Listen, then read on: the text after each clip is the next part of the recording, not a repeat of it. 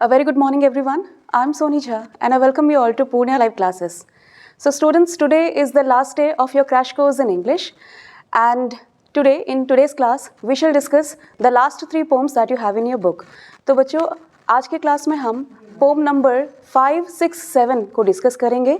Crash course में आपके rainbow part 2 book के जितने भी चैप्टर्स हैं उनको ऑलरेडी डिस्कस कर लिया गया है. We are left with only 3 poems from your book rainbow part 2 जिसे हम आज के क्लास में डिस्कस करेंगे. So students, the first poem that we shall discuss today is an epitaph. So all these poems have already been explained to you in your live classes. Still, हम एक छोटा सा एक क्विक रिविजन कर लेते हैं इस पोम का. So what do we mean by the word epitaph? Epitaph is a type of inscription that is written on a tomb or a grave, जिसको हम हिंदी में समाधि लेख भी कहते हैं. तो जब किसी की डेथ हो जाती है तो उसके मृत्यु के बाद उसे जिस जगह पे बरी किया जाता है वहाँ पे उसके नाम पे एक स्मारक बनाया जाता है, उसके कब्र पे कुछ लाइंस लिखी जाती हैं, तो उन्हीं को इंस्क्रिप्शन कहा जाता है एंड उसी को एपिटैफ भी कहा जाता है. तो बच्चों, ये जो पोम है एपिटैफ और एन एपिटैफ, इसके पोएट कौन है? Walter de la Mare. Walter, this will be capital. तो चलिए पहले हम कुछ पोएट के बारे में जान लेते हैं. So students, an epitaph has been composed by Walter de la Mare. Walter, let me write it on the board for you. Walter de la Mare, ये दोनों स्मॉल लेटर से स्टार्ट होगा और ये कैपिटल एम लिखेंगे हम. ये कहाँ के पोएट थे? तो बच्चों, ये इंग्लिश पोएट थे, विच मीन्स इनका जन्म कहाँ हुआ था? इंग्लैंड में हुआ था. ये एक पोएट है एंड नॉवलिस्ट भी हैं, शॉर्ट स्टोरी राइटर भी हैं. इनके कुछ वर्क्स हैं जो आपके बुक में दिए गए हैं, which is songs for children. आपको याद रखना है, songs for children and peacock पाई.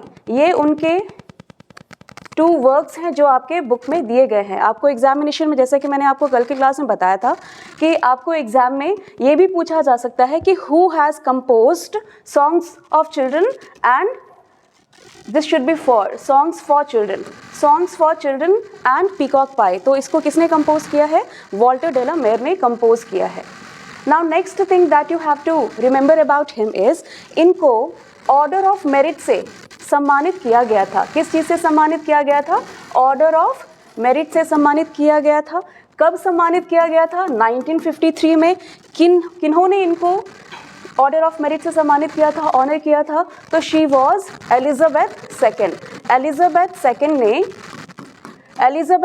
ने इन्हें ऑर्डर ऑफ मेरिट से सम्मानित किया था. कब, किस ईयर में? 1953 में.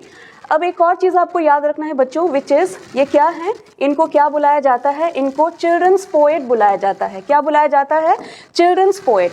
चिल्ड्रंस पोएट इन्हें क्यों बुलाया जाता है? क्योंकि इनके जो मेजर वर्क्स हैं वो बच्चों के लिए ही हैं. He used to write for children, so he was called और he was known as children's poet. इन्हें चिल्ड्रंस पोएट के नाम से भी जाना जाता है.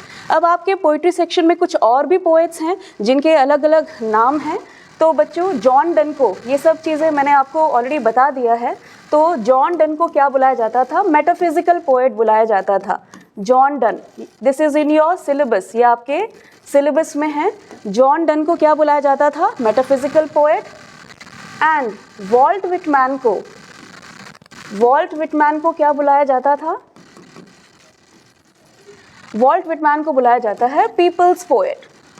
सो ये 3 थिंग्स आपको याद रखना है कि Walt Whitman was called people's poet and John Donne is also known as metaphysical poet.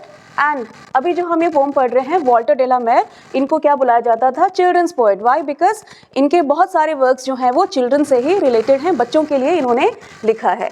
सो ये कुछ चीज़ें हैं जो आपको याद रखनी हैं. इनके डेथ और बर्थ ईयर्स को हम अभी डिस्कस करेंगे. So let's start this pome. अब ये जो पोम है आपका एपिटैफ, ये क्या है? इसमें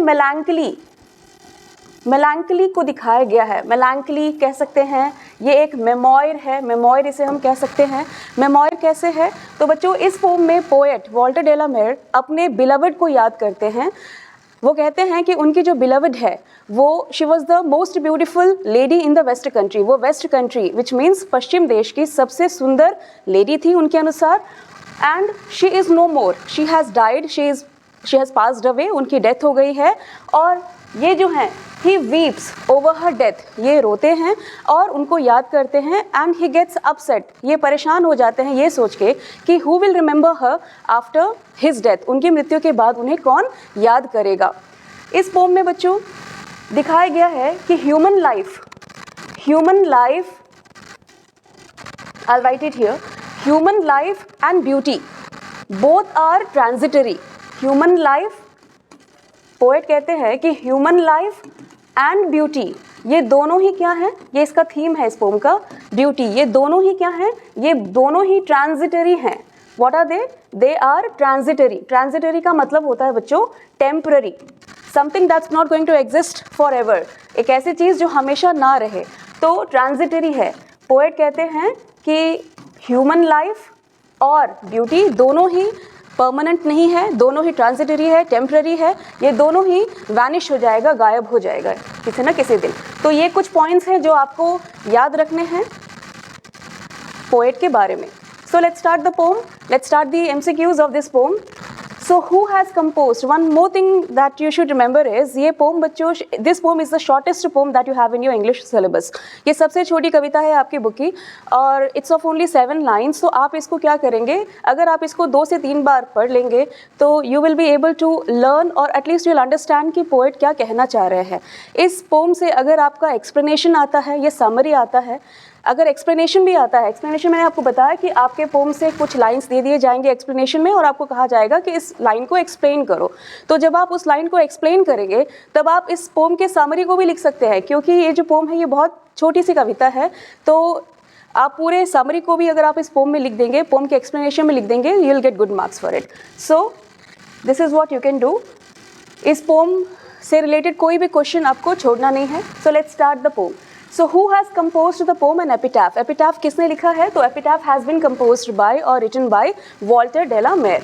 नेक्स्ट क्वेश्चन हमारा है वॉल्टर डे ला मेर वॉज, तो ये क्या थे?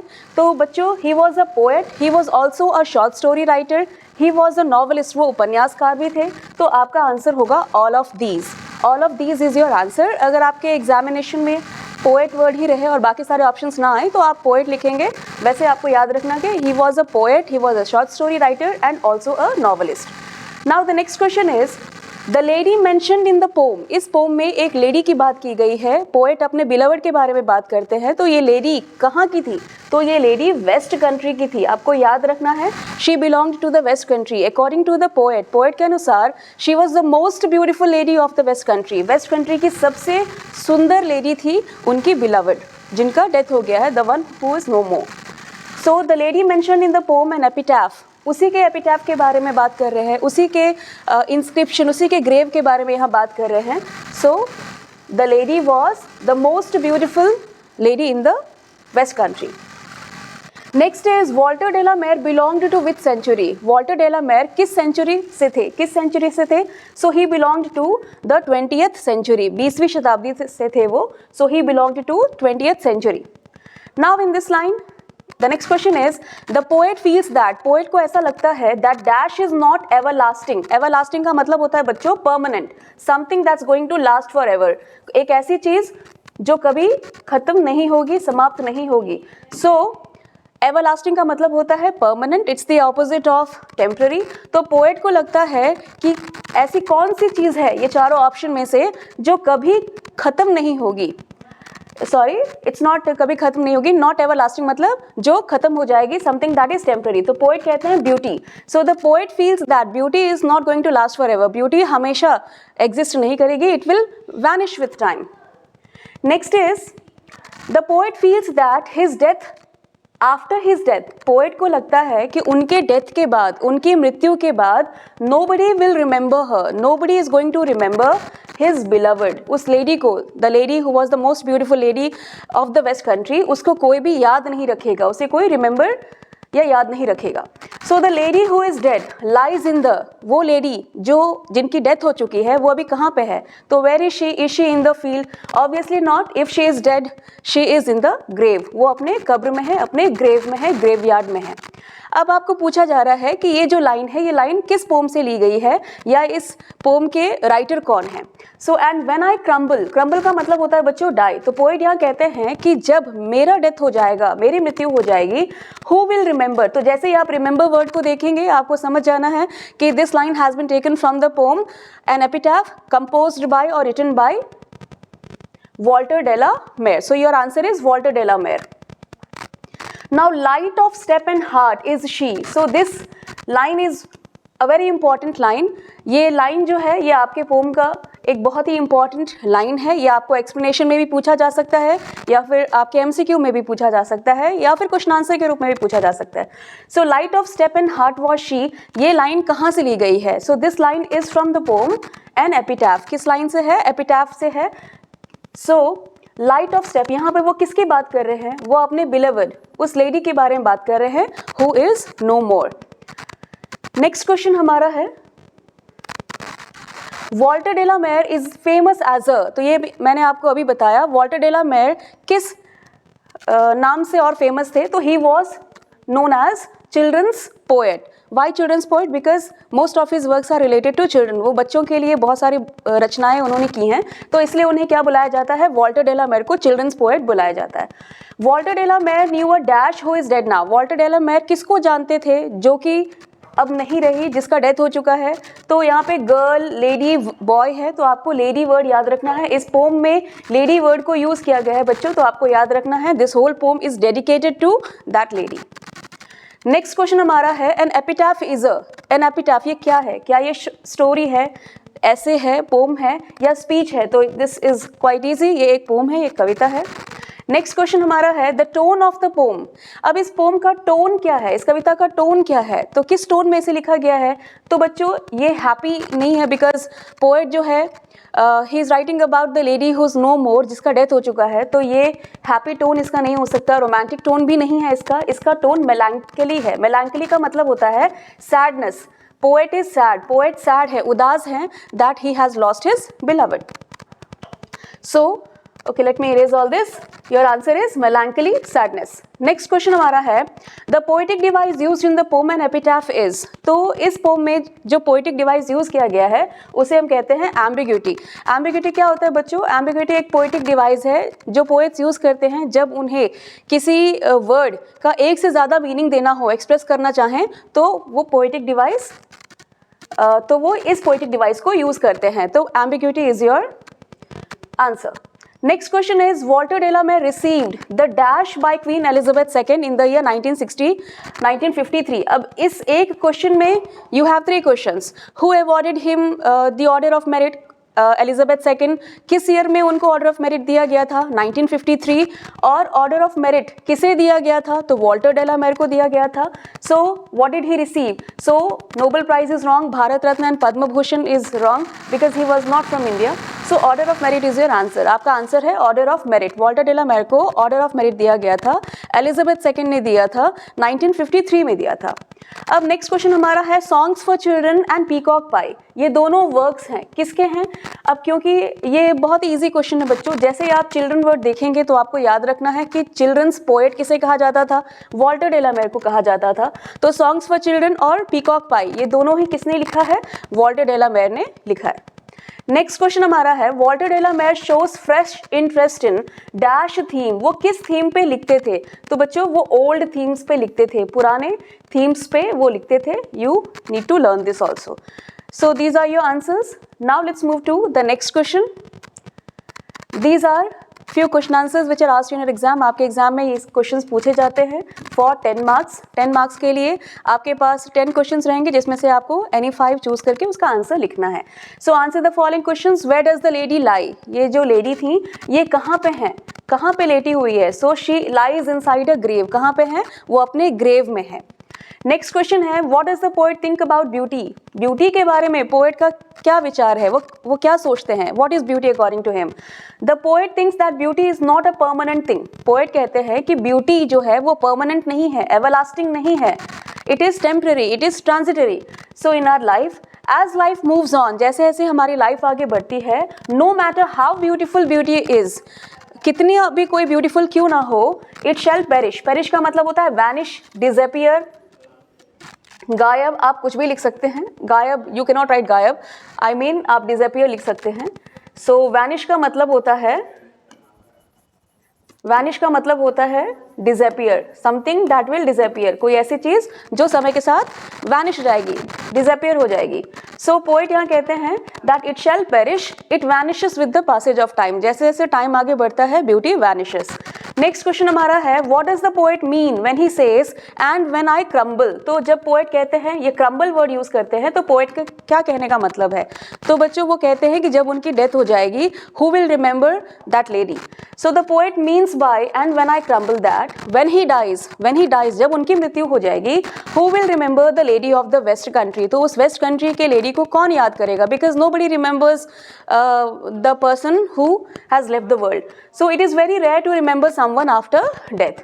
Now the next question is what according to the poet are the two qualities of beauty. Now again this is a very important question. poet के अनुसार beauty के कौन से दो qualities हैं? तो एक quality तो ये है कि वो time के साथ vanish हो जाती है, it is short lived, and the second thing is it is very rare. So according to the poet, the two qualities of beauty are that it is short-lived, it is rare.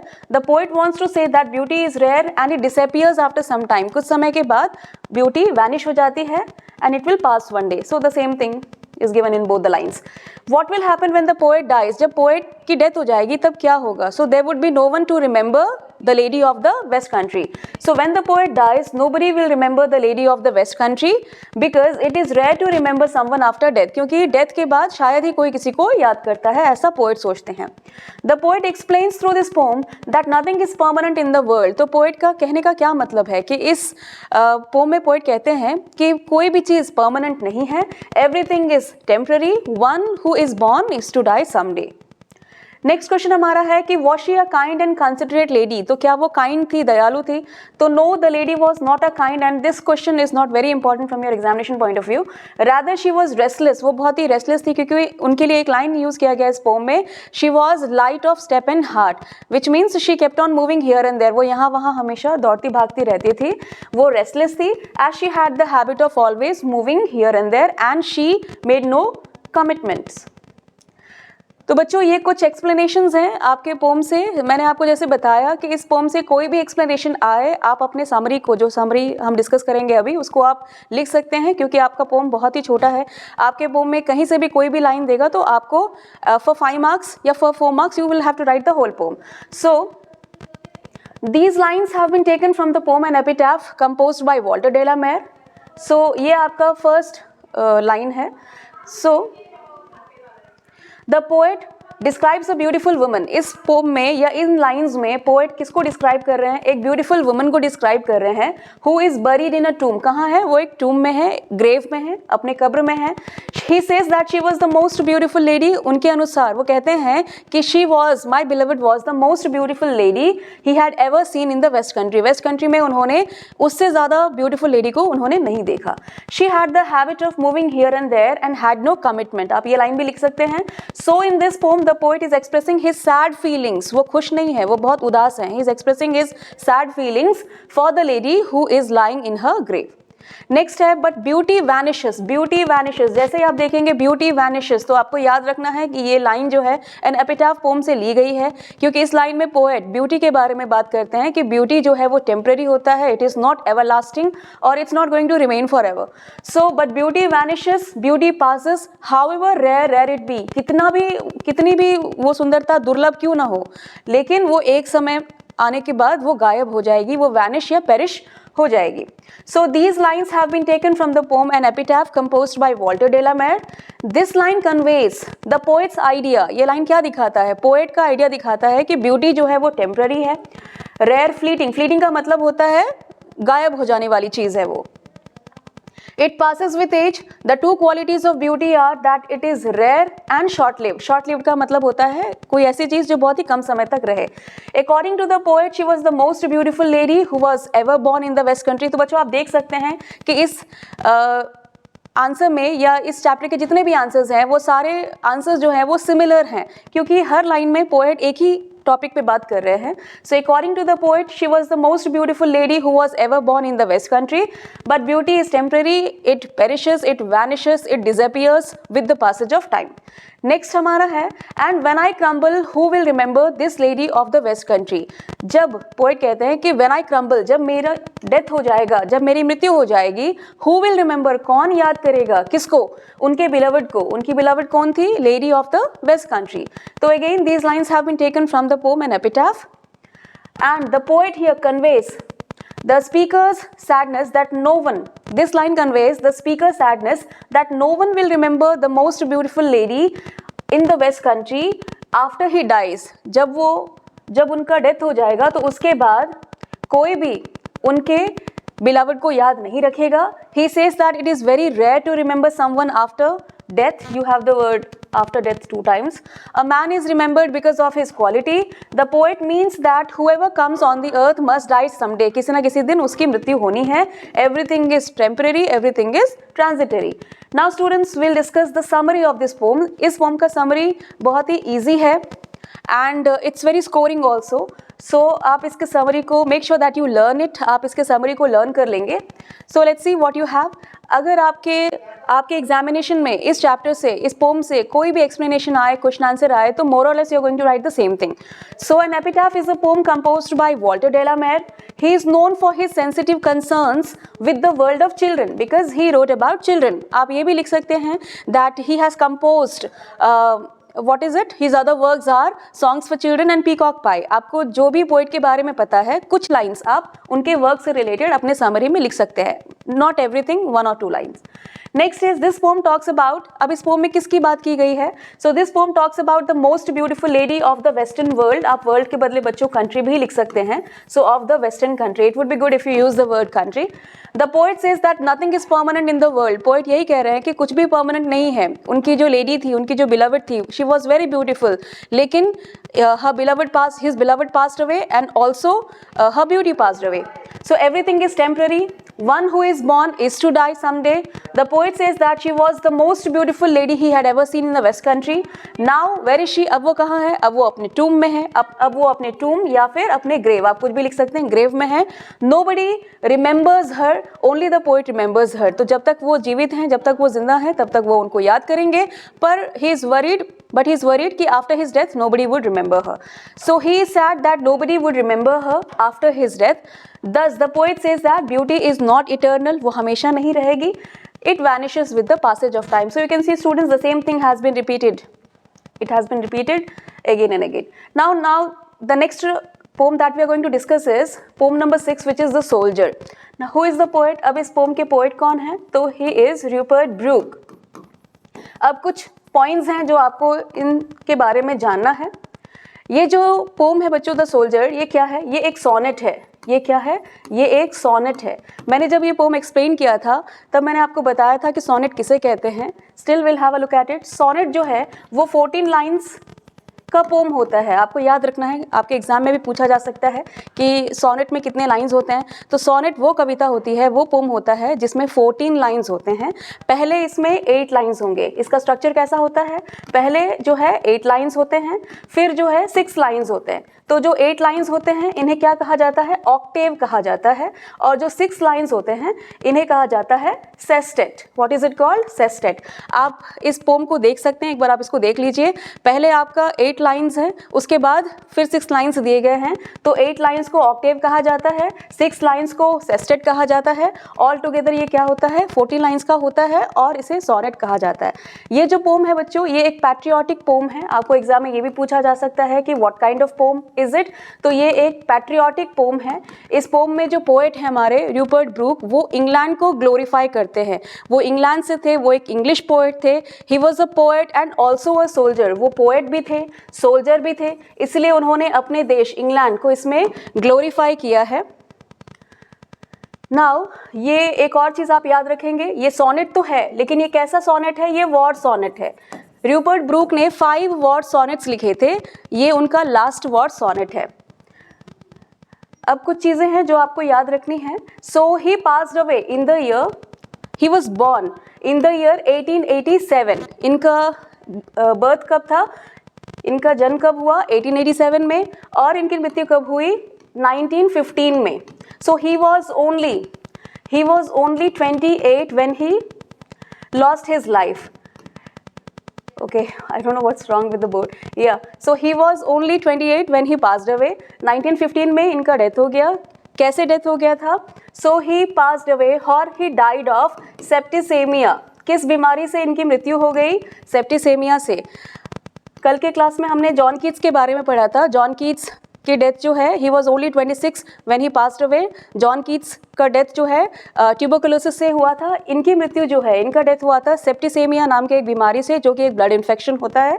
तो बच्चों, जैसा कि मैंने आपको बताया, Rupert Brooke जो है वो एक सोल्जर भी थे, पोएट भी थे.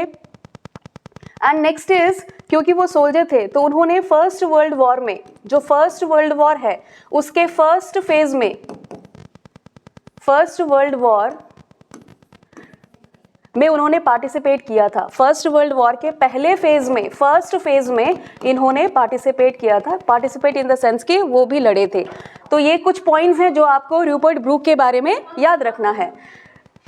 सबसे इंपॉर्टेंट चीज़ जो आपको याद रखना है बच्चों कि ये जो पोम है आपका द सोल्जर, ये एक क्या है? ये एक सोनेट है. Now the next thing is the soldier is written by. ये पोम किसने लिखा है? तो ये पोम लिखा है रूपर्ट ब्रूक ने. Rupert Brooke died in the year. इनका डेथ कब हुआ? किस ईयर में हुआ? 1915 में हुआ. किस डेट में हुआ? 23 अप्रैल. 23 अप्रैल को इनकी डेथ हो गई 1915 में. कैसे डेथ हो गई इनकी? सेप्टिसेमिया नाम की एक बीमारी से इनकी डेथ हो गई. नेक्स्ट है the soldier is a dash poem. तो बच्चों, ये कैसा पोम है? ये एक पैट्रियोटिक पोम है. पैट्रियोटिक पोम क्यों है? क्योंकि पोएट ने इस पूरे पोम में इंग्लैंड को, यानी ब्रिटेन, इंग्लैंड को ग्लोरीफाई किया है. वो कहते हैं कि इंग्लैंड ने ही उन्हें सब कुछ दिया है. सो वो कहते हैं कि because I am a poet, क्योंकि मैं एक सोल्जर हूँ, तो अगर मेरी मृत्यु, अगर मेरा डेथ किसी फॉरेन लैंड में भी अगर होता है और फॉरेन लैंड में मुझे जिस जगह पे दफनाया जाएगा, बरी किया जाएगा, वो जगह, उस जगह का वो हिस्सा या फॉरेन लैंड का वो हिस्सा क्या हो जाएगा? वो इंग्लैंड का हो जाएगा. क्यों? क्योंकि मेरी बॉडी जो है वो इंग्लैंड की है. इंग्लैंड ने ही मुझे ये लाइफ दिया है, ब्रॉटअप किया है, मुझे अपने फ्लावर्स दिए, अपने वेज दिए, अपना एयर, अपना सॉइल दिया. तो ये एक पैट्रियोटिक पोम है. Now let's move to the next question. The poet in the poem the soldier is depicting the miseries of. इस पोम में पोएट किसके बारे में बात कर रहे हैं? वॉर के बारे में बात कर रहे हैं. वॉर के मिजरीज के बारे में बात कर रहे हैं. Next question is the soldier is a dash. Soldier क्या है? ये कैसा पोम है बच्चों? तो ये एक सोनेट है. मैंने आपको भी बताया ये एक सोनेट है. सोनेट कितने लाइंस का होता है? तो सोनेट जो है वो 14 लाइंस का पोएम होता है. तो it's of 14 lines. So your answer is a sonnet. Next is the soldier deals with. ये जो पोम है इसमें किस कंट्री की चर्चा की गई है? तो इट इज अबाउट इंग्लैंड. ये पूरा पोम इंग्लैंड के बारे में ही है. England has given her natives her flowers. England ने अपने लोगों को क्या दिया है? नेटिव्स का मतलब होता है अपने लोग. अपने लोगों को क्या दिया है? फ्लावर्स दिया है. फ्लावर्स किस लिए दिया है? To love. So it has given flowers to love. Next is Rupert Brooke was born in the year. तो इनका जन्म कब हुआ? इनका जन्म हुआ बच्चों 1887 में. 1887 में इनका जन्म हुआ था. कहाँ हुआ था?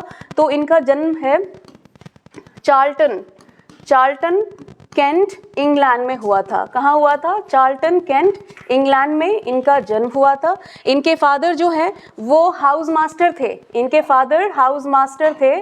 कहाँ पे? रग्बी स्कूल के. कहाँ पे? रग्बी स्कूल पे. ये सारे ही पॉइंट्स जो मैं लिख रही हूँ, all these points are quite important. इनके फादर रग्बी स्कूल के हाउस मास्टर थे. और इनका हायर एजुकेशन कहाँ हुआ? इनका हायर एजुकेशन हुआ था किंग्स कॉलेज में, कैम्ब्रिज में हुआ था. नेक्स्ट क्वेश्चन हमारा है the speaker of the poem the soldier is अ. तो इस पोम का जो पोएट है, यानी पोएट जो हमारे हैं वो क्या है? तो वो भी एक सोल्जर है, वो पोएट भी हैं और वो सोल्जर भी हैं. Next is the place where the soldier would be buried. वो जगह जहाँ पे सोल्जर को बरी यानी दफनाया जाएगा, should be treated as the part of dash after his death. तो वो कहते हैं कि उस जगह को इंग्लैंड ही माना जाए मेरे डेथ के बाद. क्यों? क्योंकि मेरा शरीर क्या है? इंग्लैंड का ही बना हुआ है. इंग्लैंड ने ही मुझे अपनी मिट्टी, अपना सॉइल, एयर, फ्लावर्स, वेज दिए थे. वो कहते हैं कि मरने के बाद जो मुझे हेवन मिलेगा वो भी इंग्लिश हेवन ही होगा. So you can see how much he loved his country. So the speaker is not afraid of. इस पोम में क्या स्पीकर जो पोएट है क्या वो डेथ से डरते हैं, मृत्यु से डरते हैं? नहीं. So the speaker is not afraid of death. In the soldier the dust stands for. अब इस पोम में डस्ट जो है पोएट के लिए ही यूज़ किया गया है, सोल्जर के लिए ही यूज़ किया गया है. वो कहते हैं कि मेरा जो बॉडी है वो किससे बना हुआ है? It is dust made of or made by England. So in the soldier the dust stands for the soldier. Now a sonnet is a poem of dash lines. So we have just discussed sonnet में कितने lines होते हैं? 14 lines होते हैं. इस poem में आपके 14 lines हैं. A pulse in the eternal mind no less. तो ये line बच्चों, ये line कहाँ से ली गई है और इस line को किसने लिखा है? तो ये line the soldier poem का है और इसको लिखने वाले हैं Rupert Brooke. Rupert Brooke is your answer. Rupert Brooke is remembered as a. इनको किस नाम से और जाना जाता है? तो बच्चों मैंने जैसे आपको बताया ये वॉर पोएट हैं क्योंकि इन्होंने वॉर सॉनेट्स लिखे हैं. इन्होंने 5 सॉनेट्स लिखे हैं जो कि वॉर से रिलेटेड है. आप ऐसे भी याद रख सकते हैं कि वो फर्स्ट वर्ल्ड वॉर में के फर्स्ट फेज में उन्होंने पार्टिसिपेट किया था. तो he was a war poet. Romantic poet कौन है? रोमांटिक पोएट हैं, कल हमने डिस्कस किया था, John Keats. Next is Rupert Brooke speaks in the guise of an dash soldier. तो कहाँ के सोल्जर थे वो? तो he was an English soldier. वो इंग्लैंड के सोल्जर थे, इंग्लिश सोल्जर थे. Now who called Rupert Brooke the handsomest young man in England? Again it is very important. किसने रूपर्ट ब्रूक को the handsomest young man in England बुलाया था? England का सबसे हैंडसम, सबसे सुंदर व्यक्ति बुलाया था. तो किसने बुलाया था रूपर्ट ब्रूक को the handsomest young man in England? He was W.B. Yeats. Again this is very very important. W.B. Yeats ने रूपर्ट ब्रूक को handsomest young man in England बुलाया था. Rupert Brooke died of. तो किस बीमारी से इनकी मृत्यु हो गई? So he died of septicaemia. Next is students, you don't have to get confuse. यहाँ ट्यूबरकुलोसिस है लेकिन ट्यूबरकुलोसिस से जो है वो जॉन कीट्स का डेथ हुआ था. तो ट्यूबरकुलोसिस आप नहीं लिखेंगे. जॉन कीट्स के बारे में पूछा जाएगा तो आप ट्यूबरकुलोसिस लिखेंगे. रूपर्ट ब्रूक के बारे में पूछा जाएगा तो आप लिखेंगे सेप्टिसेमिया. नेक्स्ट है Brooke inspired patriotism in the dash phase of the First World War. तो किस फेज में उन्होंने पार्टिसिपेट किया था? जब फर्स्ट वर्ल्ड वॉर स्टार्ट हुआ था तभी ये पार्टिसिपेटेड इन इट. नेक्स्ट हमारा क्वेश्चन है the poem dash is a patriotic poem. तो बच्चों आपके बुक में जितने भी पोम्स हैं उसमें से द सोल्जर जो है ये पैट्रियोटिक पोम है. वैसे भी हम समझ सकते हैं कि सोल्जर अगर है तो पैट्रियोटिक पोम ही होगा. नेक्स्ट क्वेश्चन हमारा है if I should die think only this of me. ये आपके पोम का फर्स्ट लाइन है कि अगर मेरी मृत्यु हो जाए तो मेरे बारे में केवल यही सोचना कि जिस जगह पे मुझे दफनाया जाएगा, बरी किया जाएगा, वो जगह हमेशा के लिए इंग्लैंड का हो जाएगा. यही आपका फर्स्ट लाइन है. So this line is taken from which poem? So this line is taken from the soldier. Soldier says that if I die think only this of me. The images and phrases of dash run through both the stanzas of the soldier. इस soldier में या इस poem में 2 stanzas हैं. दोनों ही stanzas में किस country के बारे में चर्चा की गई है? तो ये पूरा पोम इंग्लैंड को ही डेडिकेटेड है. England has given the poet dash to love. England ने पोएट को क्या दिया है प्यार करने के लिए? अपने फ्लावर्स दिए हैं. क्या दिया है? अपने फ्लावर्स दिए हैं प्यार करने के लिए. अपने रिवर्स दिए हैं नहाने के लिए. सनलाइट दिया है अपने आप को वार्म रखने के लिए. लेकिन यहाँ पे आपका क्या है? टू लव है तो आप फ्लावर्स लिखेंगे. नेक्स्ट हमारा क्वेश्चन है in hearts at peace under an English heaven. So when you see English heaven you should understand कि इंग्लिश हेवन के बारे में किसने कहा है? तो रूपर्ट ब्रूक ने कहा है. वो कहते हैं कि जब उनकी डेथ हो जाएगी तो जिस हेवन में वो जाएंगे वो भी इंग्लिश हेवन ही होगा. तो this is from the soldier. Now we have completed the MCQs. अब हम कुछ क्वेश्चन आंसर्स को देख लेते हैं. सो इज द पोएट और is the speaker afraid of death? क्या स्पीकर डेथ यानी मृत्यु से डरते हैं? So no, of course not. The speaker is not afraid of death. He is willing to die for his country. The place where he is buried, जिस जगह पे उनको बरी यानी दफनाया जाएगा, that place would become a part of England for ever. वो कहते हैं कि वो जगह हमेशा के लिए इंग्लैंड का हो जाएगा. So how can some corner of a foreign field be for ever England? Poet कहते हैं या आपसे पूछा गया है कि कैसे किसी फॉरेन फील्ड, किसी दूसरे देश का एक हिस्सा हमेशा के लिए इंग्लैंड हो जाएगा, ये कैसे होगा? तो पोएट यहाँ कहते हैं the speaker says that if he dies in a battle, अगर किसी युद्ध में उनकी मृत्यु हो जाती है किसी दूसरे देश में, he will be buried there. तो उन्हें कहाँ दफनाया जाएगा? उसी जगह पे दफनाया जाएगा जहाँ पे या जिस देश में उनकी मृत्यु हुई है. The land will mix with his English blood. और उस लैंड में, उस सॉइल में क्या मिक्स हो जाएगा? English blood. इंग्लिश ब्लड क्योंकि वो इंग्लैंड के थे. So English blood and bones, so that foreign place will become a part of England forever. What is meant by the phrase a pulse in the eternal mind? इसका क्या मतलब होता है? So again this line is quite important. So a phrase or the phrase a pulse in the eternal mind indicates long cherished desire, एक ऐसी इच्छा जो बहुत समय तक आपके मन में हो. So the poet wants to say that there must be a pulse in the eternal mind that works to avoid war. Here the poet Rupert Brooke says that his heart will forever will be of England or for England forever. Next is in that rich earth a richer dust concealed. Poet यहाँ कहते हैं कि जिस जगह पे मेरी मृत्यु होगी उस जगह का जो सॉइल है, मिट्टी है, वो रिच तो होगा ही, लेकिन जब मुझे उस जगह पे बरी किया जाएगा तो वो रिचर हो जाएगा, यानी पहले से भी ज़्यादा वर्दी हो जाएगा. क्यों? क्योंकि वहाँ पे मैं कहाँ का हूँ, मैं इंग्लैंड का हूँ, मेरा जो ब्लड है, बोन्स है, वो कहाँ के हैं, इंग्लैंड के हैं, तो वो जगह और ज़्यादा होली हो जाएगा. So the dust stands for the body of the poet that is purely born and brought up in England. Here the poet means that his remains, उसकी जो डेड बॉडी होगी, okay, his remains are more important than the place where he is buried. जिस जगह पे उसे दफनाया जाएगा, it would become richer. Now the next question is, if at all he dies in the battle, how would he be liked or how would he like to be remembered? वो किस रूप में जाना चाहते हैं कि लोग उन्हें जान लें.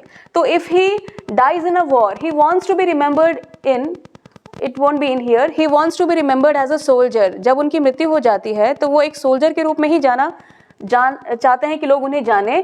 who never feared death, वो एक ऐसे सोल्जर के रूप में जानना चाहते हैं जो कभी डेथ से नहीं डरा.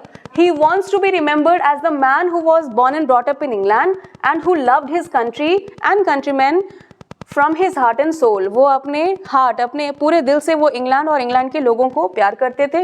वो चाहते थे कि लोग उन्हें इसी रूप में जाने उनके डेथ के बाद. The place where he is buried after his death should be treated as a part of England.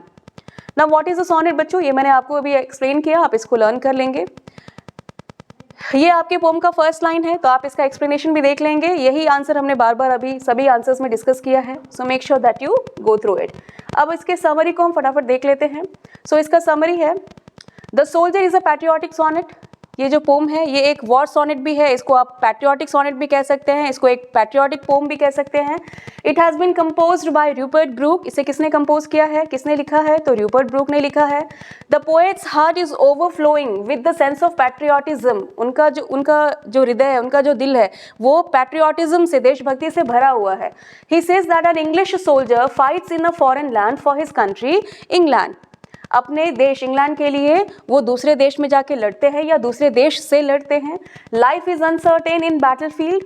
So the poet reveals his wish, वो अपनी इच्छा बता रहे हैं यहाँ पे, that if he dies in a foreign field, अगर उनकी मृत्यु हो जाती है फॉरेन कंट्री में, फॉरेन फील्ड में, so that part of land would become a part of England for ever. तो वो पार्ट ऑफ लैंड जहाँ उनका डेथ हुआ है वो हमेशा के लिए इंग्लैंड का हो जाएगा. He remembers his country with fondness because he was born there. He loves the lights and sounds of his country and remembers his friends. वो अपने फ्रेंड्स को भी याद करते हैं. He says that his country has given him flowers to love and the air to breathe. England ने उन्हें क्या दिया है, फ्लावर्स दिया है, एयर दिया है, सॉइल, सनलाइट, रिवर्स, ये सारी चीज़ें हैं आपके बुक में. So all these things show the poet's deep love for his motherland. ये सभी चीज़ें क्या दिखाती हैं कि पोएट को अपनी मातृभूमि से, अपने देश इंग्लैंड से बहुत ज़्यादा प्यार है. So thus in this poem the poet shows his patriotism for his country. He expresses his gratefulness. वो अपने thankfulness express करते हैं अपने country के लिए. The poet here dignifies the act of a soldier. This poem gives us a strong feeling of patriotism. जब हम इस poem को पढ़ते हैं तो हमें ये पता चलता है कि पोएट अपने देश से, अपने इंग्लैंड से, अपनी मातृभूमि से कितना प्यार करते हैं. सो बच्चों, ये जो लास्ट पोम है हमारा, ये मैकाविटी द मिस्ट्री कैट है. It is one of the most interesting poems that you have in your book. So let us discuss few things. इस पोम के पोएट है, इस पोम को किसने लिखा है, इस पोम को लिखा है टी.एस. एलियट ने. टी.एस. एलियट का पूरा नाम क्या है, तो टी.एस. एलियट का पूरा नाम है Thomas Stearns, STEARNS, Stearns Eliot. इनका पूरा नाम थॉमस स्टर्न्स एलियट है. इनका जन्म कहाँ हुआ था, तो इनका जन्म हुआ था बच्चों मिसौरी में. कहाँ हुआ था, मिसौरी में इनका जन्म हुआ था. ये कहाँ पे है, यूएसए में है, लेकिन बाद में ये कहाँ शिफ्ट हो गए थे, ये इंग्लैंड शिफ्ट हो गए थे। कल के क्लास में हमने देखा था, कल के क्लास में हमने डब्ल्यू एच ऑर्डन के बारे में पढ़ा था, उनका जन्म इंग्लैंड में हुआ था और वो यूएसए में शिफ्ट हो गए बाद में। और यहाँ पे हम देखते हैं कि टी.एस. एलियट, इनका जन्म कहाँ हुआ, इनका जन्म हुआ था यूएसए अमेरिका में, और बाद में ये कहाँ शिफ्ट हो गए, ये इंग्लैंड में शिफ्ट हो गए, ये इंग्लैंड में शिफ्ट हो गए। The other things that you have to remember is, ये जो पोम अभी हम पढ़ने जा रहे हैं बच्चों, ये एक लाइट पोम है, ये बहुत ही हल्की फुल्की कविता है जिसको बहुत सीरियसली नहीं लेने के लिए कहा गया है, बट आपको आपके एग्जामिनेशन के लिए इसको सीरियसली लेना होगा। सो ये एक लाइट पोम है, ये एक ह्यूमरस पोम है, ये सारे ही वर्ड्स, ये सारे ही टर्म्स इंपॉर्टेंट है। ये एक मॉक पोम भी है, इसको मॉक एपिक या मॉक पोम भी कहा जाता है, मॉक हीरोइक पोम कहा जाता है। Late me write it properly. ये एक मॉक हीरोइक पोम भी है। मॉक हीरोइक का मतलब ये होता है कि इस पोम में वीर हास्य है, या इस पोम में एक ऑर्डिनरी कैट को, एक मामूली कैट को एक्स्ट्राऑर्डिनरी सुपरनैचुरल पावर्स के साथ प्रेजेंट किया गया है। ये एक इमेजिनरी पोम है जिसमें पोएट ने एक कैट को सुपरनैचुरल बताया है कि उसके पास सुपरनैचुरल पावर्स है, वो हमेशा हवा में उड़ सकता है, उसे कोई नहीं पकड़ सकता, उसको पुलिस सब जगह से पकड़ने की कोशिश कर रही है, वो एक क्रिमिनल है, उसको नेपोलियन ऑफ क्राइम भी कहा गया है। तो इसमें जो है एक ऑर्डिनरी कैट को एक्स्ट्रा ऑर्डिनरी बताया गया है। तो ये एक लाइट पोम है, ह्यूमरस पोम है, मॉक हीरोइक पोम है, ये सारे ही टर्म्स इंपॉर्टेंट है। अब ये जो आपका पोम है ये कहाँ से लिया गया है, किस कलेक्शन से लिया गया है, तो आपको ये भी पूछा जा सकता है।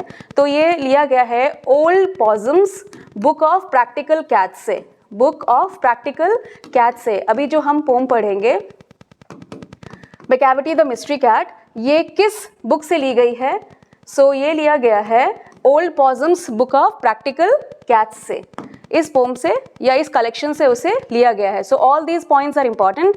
T S. Eliot, he was born in the year, so he was born in the year 1888 and he passed away in 1965. इनका जन्म कब हुआ था, 1888 में हुआ था, और इनकी मृत्यु कब हुई, 1965 में हुई। ये मिसौरी में इनका जन्म हुआ था, यूएसए में, बाद में ये शिफ्ट कर गए इंग्लैंड। ये जो पोम अभी हम पढ़ेंगे ये कैट के बारे में है, कैट को पर्सोनिफाई किया गया है, यानी उसे as a human being address किया गया है। और ये एक लाइट पोम है, ह्यूमरस पोम है, मॉक हीरोइक पोम है। और ये पोम कहाँ से लिया गया है, old possum's book of practical cat से लिया गया है। So students, now let's begin this poem. So T S. Eliot has written the poem. T S. Eliot ने कौन सा पोम लिखा है, तो उन्होंने लिखा है Macavity the mystery cat. Macavity क्या है, Macavity is the name of a cat in this poem. So Macavity the mystery cat, और इस कैट को बहुत ही मिस्टीरियस, बहुत ही रहस्यमयी, रहस्य से भरा हुआ माना गया है। क्यों रहस्य से भरा हुआ माना गया है, क्योंकि ये बहुत सारे क्राइम्स करता है फिर भी इसे पुलिस नहीं पकड़ पाती। अब आप सोचेंगे कि how can a cat be called a criminal, लेकिन जैसा कि मैंने आपको बताया ये एक ह्यूमरस पोम है और इसमें कैट को पर्सोनिफाई किया गया है, उसको एज अ ह्यूमन बीइंग, उसको ह्यूमन बीइंग्स की क्वालिटीज दी गई हैं। So T S. Eliot has written the poem Macavity the mystery cat. Next question is Macavity is called the, तो पोएट ने इस पोम में मैकैविटी को एक और नाम दिया है हिडन पॉ। पॉ मतलब होता है पंजा, और हिडन पॉ क्योंकि इसको कभी कोई पकड़ नहीं पाया। Who finds Macavity lazy and half sleep, तो मैकैविटी देखने में तो बहुत ही लेजी और हमेशा सोता हुआ दिखाई देता है, but he is super active. So who finds, कौन मैकैविटी को हमेशा लेजी कहता है और उसे हाफ स्लीप मानता है, तो ये पोएट ही हैं, टी.एस. एलियट ही हैं। Who has composed the poem Macavity the mystery cat, फिर इस क्वेश्चन को थोड़ा सा ट्विस्ट करके यहाँ दिया गया है, तो आपका आंसर है टी.एस. एलियट। टी.एस. एलियट ने क्या लिखा है, मैकैविटी द मिस्ट्री कैट नाम का पोम लिखा है। नेक्स्ट है टी.एस. एलियट बिलोंग्ड टू, ये क्वेश्चन भी बहुत ही इंपॉर्टेंट है बच्चों। ये 20th सेंचुरी को बिलोंग करते थे। किस सेंचुरी को बिलोंग करते थे, 20th सेंचुरी को। इनका जन्म कब हुआ था, 1888 में, and he died in the year 1965। तो इन्होंने जितने भी वर्क्स लिखे हैं सारे 20th सेंचुरी में ही लिखे हैं। So next is Macavity is the dash of Scotland Yard. तो स्कॉटलैंड यार्ड या फ्लाइंग स्क्वाड जो है, ये सारे वो एजेंसीज हैं जो कि क्रिमिनल्स को पकड़ते हैं। ये दोनों ही एजेंसीज इन्वेस्टिगेटिंग एजेंसीज है, सब मैकैविटी को पकड़ना चाह रहा है, लेकिन मैकैविटी को कोई नहीं पकड़ पा रहा। तो स्कॉटलैंड यार्ड का मैकैविटी जो है वो स्कॉटलैंड यार्ड जो एजेंसी है उसके लिए क्या बन गई है, बैफलमेंट बन गई है। बैफलमेंट का मतलब होता है व्याकुलता बन गई है, यानी वो परेशान हो गए हैं, इतने परेशान हो गए हैं। और क्यों परेशान हो गए, because they are not able to catch Macavity. So bafflement is your answer. अगर आपका यहाँ पे फ्लाइंग स्क्वाड करके लिखा होता तो आप क्या लिखते, अगर फ्लाइंग स्क्वाड करके पूछा जाएगा, आपके बुक में है, तो आप लिखते डिस्पेयर। तो ये फ्लाइंग स्क्वाड के लिए क्या बन गया है, डिस्पेयर बन गया है, क्योंकि वो उसको पकड़ नहीं पा रहे। और स्कॉटलैंड यार्ड के लिए क्या बन गया है, बेफिलमेंट बन गया है, कंफ्यूजन बन गया है, फ्रस्ट्रेशन इन द सेंस कि उनके लिए परेशानी बन गया है। अब हमारा नेक्स्ट क्वेश्चन है मैकेविटीज पास ऑफ लेविटेशन। लेविटेशन का मतलब क्या होता है, तो जब आपको ये पोएम एक्सप्लेन कर रही थी तब मैंने आपको बताया था levitation is the capacity to fly in the air और to float in the air. तो मैकेविटी को जो है पोएट ने बहुत सारे सुपरनैचुरल पास दे दिए हैं। वो कहते हैं कि मैकेविटी जो है वो बहुत ही एक्स्ट्रा ऑर्डिनरी है, सुपरनैचुरल पास है उसके पास, उसे कोई कभी ज़मीन पर देखता ही नहीं। क्यों? क्योंकि वो हमेशा ही स्काई, आसमान में या एयर में फ्लोट करता रहता है। तो Macavity's powers of levitation would make a dash stare. Poet कहते हैं कि मैकेविटी का जो ये एबिलिटी था कि वो हवा में फ्लोट करे, उसको देख के फ़कीर भी आश्चर्य में भर जाते हैं। तो आपको याद रखना है, क्योंकि फ़कीर, ऐसा माना जाता है कि जो सेजेस होते हैं, साधु होते हैं, फ़कीर्स होते हैं, दे हैव फ्यू पार्स। तो अपने पार्स के सामने में मैकेविटी के पार्स के सामने में वो भी कंफ्यूज हो जाते हैं कि कैसे मैकेविटी हवा में फ्लोट कर सकता है। So Macavity's powers of levitation would make a fakir stare. Next is Macavity is outwardly respectable. बाहर से he is very respectable, तो आपको respectable word लिखना है। Next is according to T.S. Eliot, Macavity is the dash of crime. According to T.S. Eliot के अनुसार Macavity क्या है, मैकेविटी को कंपेयर किया गया है या उसके क्राइम को कंपेयर किया गया है नेपोलियन के साथ। इस पोम का लास्ट लाइन है ये, where Macavity has been compared to Napoleon. So Macavity is the Napoleon of crime. Poet कहते हैं मैकेविटी क्या है, नेपोलियन है क्राइम का। So Eliot was awarded the Nobel Prize. Students, this I left. Okay, so make sure that you people learn this also. T.S. Eliot को Nobel Prize दिया गया था। किस ईयर में दिया गया था? 1948 में। Nobel Prize for Literature इन्हें दिया गया था 1948 में। So this is your answer. Eliot was awarded the Nobel Prize for Literature in the year 1948. You have to remember. एक और ट्रिक है जिससे आप उसको लर्न कर सकते हैं, इनका बर्थ ईयर को। इससे पहले जो आपका पोम है जिसको अभी हमने डिस्कस किया, उनका जन्म कब हुआ था? रूपर्ट ब्रूक का जन्म हुआ था 1987 में, और इनका जन्म कब हुआ? 1887 में उनका जन्म हुआ था, और 1888 में इनका जन्म हुआ। तो पहले आपका द सोल्जर पोम है। द सोल्जर पोम का जो पोएट हैं वो 1887 में उनका बर्थ हुआ, और द सोल्जर के बाद आपका नेक्स्ट पोम क्या है? मैकेविटी। तो मैकेविटी के जो पोएट हैं इनका जन्म कब हुआ? 1888 में। This is just a clue, if you want you can learn it this way. So Eliot was awarded the Nobel Prize in Literature or for Literature in the year 1948. Dash is the master of criminal नहीं होगा बच्चों, यहाँ पे crime होगा। So this is crime. तो किसको master of crime कहा गया है या मास्टर क्रिमिनल कहा गया है? इस पोम में मास्टर क्रिमिनल किसे कहा गया है या मास्टर ऑफ क्राइम किसे कहा गया है? तो इट इज मैकेविटी। ये पूरा पोम मैकेविटी के बारे में है। अब मैकेविटी क्या है? तो Macavity is a cat. Next is Macavity moves like a. Poet यहाँ कहते हैं कि मैकेविटी कैसे हिलता डुलता है, तो he moves like a snake. Macavity is a mystery. What? Is it a dog, tiger, a rat or cat? So Macavity, the mystery cat, जैसे pome में ही लिखा हुआ है, Macavity क्या है? कैट है। Dash is the poem from the collection Old Possum's Book of Practical Cats. तो किस पोम को इस बुक से लिया गया है? तो मैंने आपको अभी बताया, जैसे ही आप कैट्स देखेंगे आपको याद रखना है मैकेविटी द मिस्ट्री कैट जो है इस बुक से ली गई है। Old possum's book of practical cat से लिया गया है, और इसके राइटर कौन है? इसके राइटर हैं T.S. Eliot। नेक्स्ट है and when the foreign office find a treaty's gone astray, astray disappear. जब भी कोई भी काम कहीं भी गलत होता है तो पोएट का मानना है, या सभी लोग जो है वो मैकेविटी को ही रिस्पॉन्सिबल ठहराते हैं। तो पोएट कहते हैं कि जब भी फॉरेन ऑफिस का कोई भी फाइल, कोई भी ट्रीटी, कोई भी एग्रीमेंट खो जाता है, गायब हो जाता है, तो सब किस पे शक करते हैं, किसको रिस्पॉन्सिबल ठहराते हैं? मैकेविटी को। तो ये जो लाइन है, ये लाइन कहाँ से लिया गया है, किस पोम से लिया गया है? Macavity the mystery cat is your answer. Dash has broken every human law. Who has broken? Poet कहते हैं कि मैकेविटी जो है, मिस्ट्री कैट जो है, उसने ह्यूमन बींग्स के भी सारे लॉस तोड़ दिए हैं, नेचर के भी सारे लॉस तोड़ दिए हैं, ग्रेविटी के भी सारे लॉस तोड़ दिए हैं, क्योंकि वो कभी भी जमीन पे नहीं दिखता। Nobody is able to catch him. So dash has broken every human law. किसने सारे ह्यूमन लॉस को तोड़ दिए हैं? It is Macavity. Macavity is your answer. Now, Maccavity's footprints are not found in any dash of Scotland Yard. Scotland Yard के किसी भी file में Macavity के footprints present नहीं है. Macavity के footprints कहाँ present नहीं है? किसी भी फाइल में. बच्चों, फाइल आपका आंसर होगा कॉपी, बुक, वॉल नहीं होगा. जो क्रिमिनल्स होते हैं जब वो जेल में होते हैं, प्रिजन में होते हैं, तो उनके फिंगरप्रिंट्स होते हैं पुलिस के पास. तो यहाँ पे मैकाविटी के फिंगरप्रिंट्स तो होंगे नहीं, फुटप्रिंट्स होंगे. तो पोएट कहते हैं कि इसका जो फुटप्रिंट्स है वो किसी भी फाइल में नहीं है. स्कॉटलैंड यार्ड के किसी भी फाइल में नहीं है. क्रिमिनल्स का फाइल होता है पुलिस स्टेशन में. Next is Macavity the mystery cat is a dash poem. तो बच्चों ये कैसी पोम है? तो ये एक ह्यूमरस पोम है.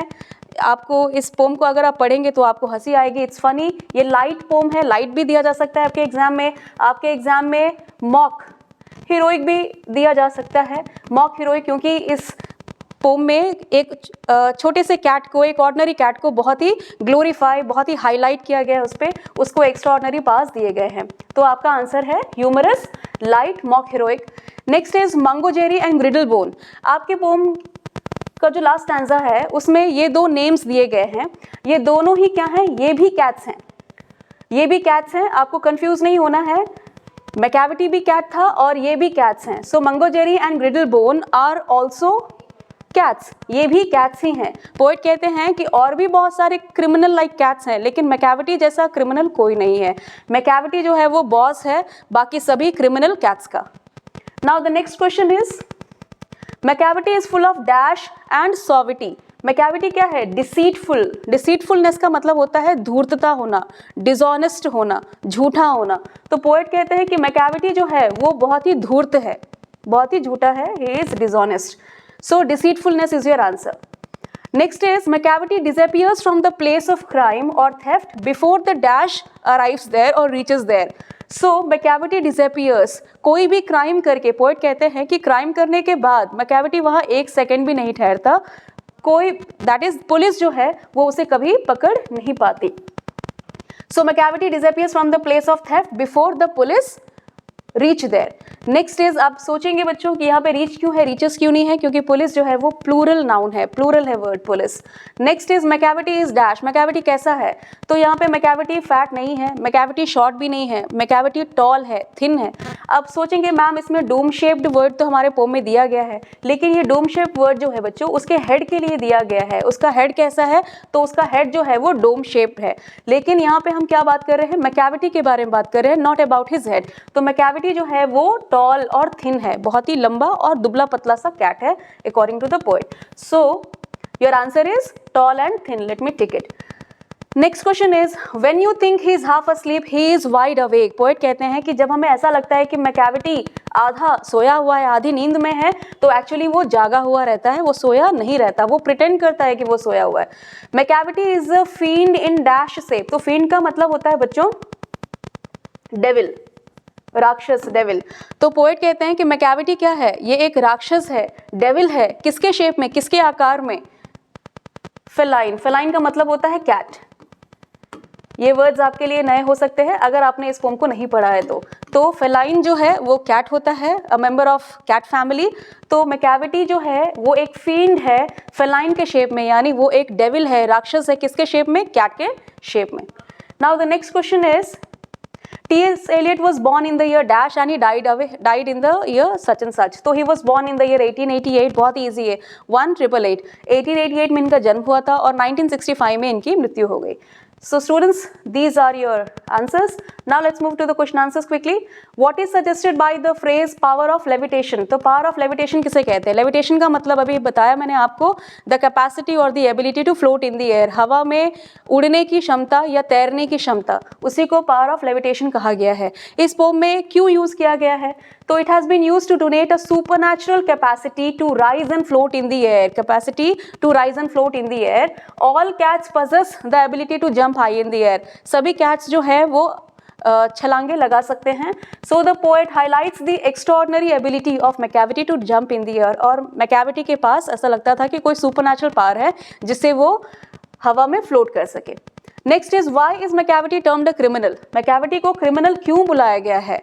तो Macavity is termed a criminal because it never obeys human law. Human law का कभी भी वो उसको ओबे नहीं करता. वो हर तरह का क्राइम करता है। कैसे क्राइम करता है तो आप इसको लर्न कर लेंगे। वो लाडर्स यानी जो कबर्ड्स होता है उनको लूटता है, ज्वेलरी केसेस को लूट लेता है, he breaks glass pane, steals important documents, तो ये सभी चीजें वो करता है। नेक्स्ट क्वेश्चन है why does the poet call Macavity a mystery cat? Macavity को मिस्ट्री कैट क्यों कहा गया है? तो यही आंसर है बच्चों, the poet calls Macavity a mystery cat because he is a notorious criminal whose nickname is hidden paw। उसको क्या बुलाया गया है? उसे हिडन पॉ बुलाया गया है। मैकेविटी डिसोबेज द लॉज, वो सभी लॉज को डिसोबे करता है, किसी भी लॉ का पालन नहीं करता।